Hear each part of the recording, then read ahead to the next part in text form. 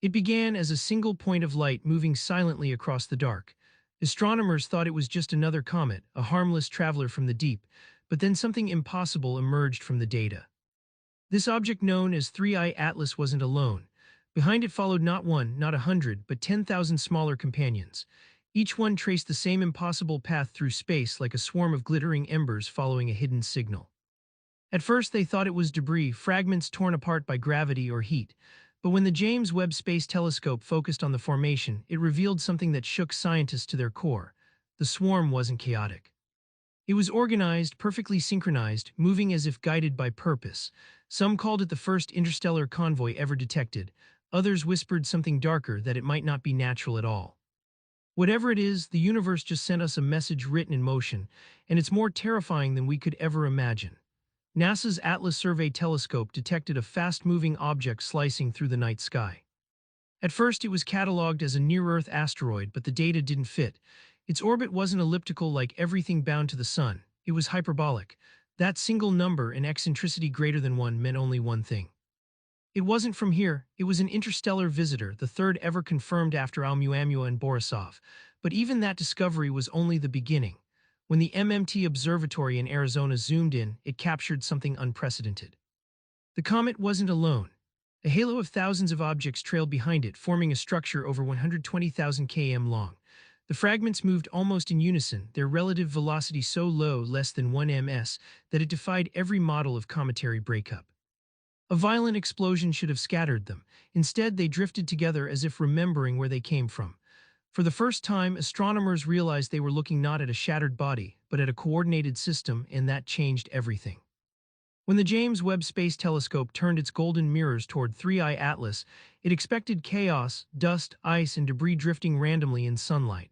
What it found instead was a structure too deliberate to dismiss. The main nucleus was roughly 800 m wide, but around it, Webb detected 10,000 distinct bodies ranging from the size of mountains to grains of sand, each emitting faint infrared signatures. The swarm shimmered with compounds never seen together before: cyanide, methane, formamide, complex organics, even amino acid precursors like glycine. Their isotopic fingerprints didn't match any known region of our solar system. It was as though these materials had been forged in an entirely different cosmic environment under alien chemistry. Yet what truly terrified scientists wasn't the chemistry, it was the order. The swarm was moving in layers, families, like groups orbiting invisible centers of gravity. Some formed rings, others elongated spirals. Each pattern repeated on different scales, fractal-like, mathematical. One astrophysicist whispered what no one wanted to admit: it's behaving like a system, as if it's self-organizing. Every test the scientists ran made less sense than the one before. Simulations showed that if the swarm had truly existed for millions of years, gravitational tides and interstellar forces should have long since torn it apart. Yet 3I Atlas and its cloud were still moving as one, their formation coherent and precise, as though bound by something more than physics. Some theorized an exotic mechanism, perhaps resonant fragmentation, a gentle breakup triggered not by impact, but by internal frequencies aligned with an external force. Others speculated about something even stranger: that this wasn't fragmentation at all, but an interrupted accretion process, a world that began to form but never finished, a frozen snapshot of creation itself. But a few dared to push further. What if it wasn't natural? What if the swarm was built? An array of probes, each designed to gather and transmit data, dispersing like seeds across the galaxy. Webb's infrared analysis revealed that many fragments were releasing energy in uniform intervals like faint rhythmic beacons, a pattern repeating every few minutes, a signal hiding in plain sight. When astronomers at the European Southern Observatory combined Webb's infrared data with radar reflections from the Deep Space Network, they discovered something haunting. The swarm's distribution wasn't random. It encoded ratios identical to those found in organic chemistry, the same mathematical symmetries that govern the structure of DNA.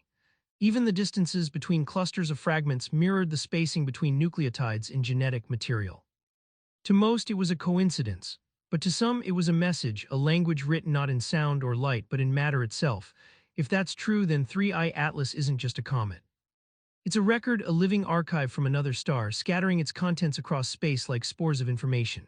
Maybe the fragments aren't wreckage at all, but carriers, each one a messenger from a civilization long gone or from nature itself, documenting the chemistry of creation. And as they drift closer to the inner solar system, the question grows louder.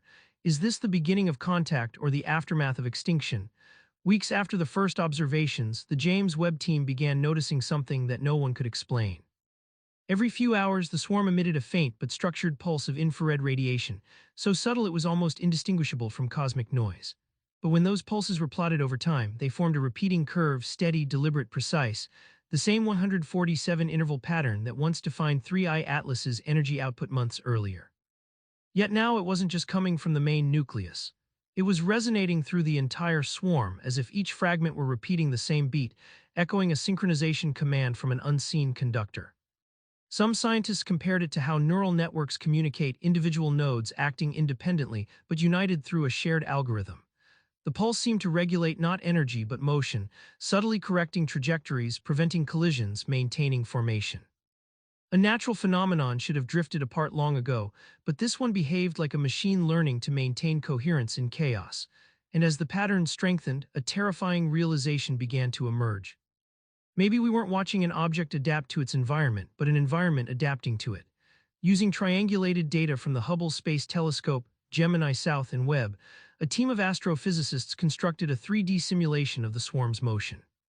What they found defied every law of orbital dynamics. The 10,000 bodies weren't drifting randomly through space, they were weaving a geometric lattice, a moving architecture shaped like a torus wrapped around a spiral. Each fragment occupied a position that matched precise ratios found in sacred geometry, the Fibonacci sequence, the golden angle, and resonance intervals observed in quantum systems. To some, it was coincidence born from physics, but to others it was code, a mathematical statement left drifting in the dark.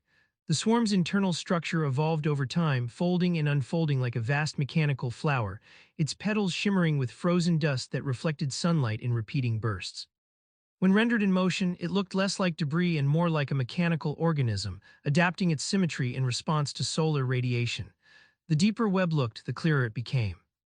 The swarm wasn't following 3I Atlas, it was orbiting it, guarding it as if protecting something within. NASA and the European Space Agency decided to focus Webb's full near-infrared array on the heart of 3I Atlas to determine if the swarm's behavior originated from the nucleus itself. The results were shocking. Beneath the comet's dusty exterior, Webb detected heat signatures far too concentrated to be chemical reactions. There were 3 thermal points emitting energy at distinct wavelengths, evenly spaced along the equatorial line like generators or active nodes. Around these nodes, the surrounding dust behaved unnaturally, aligning itself magnetically into fine filaments that extended into space, directly connecting to nearby fragments.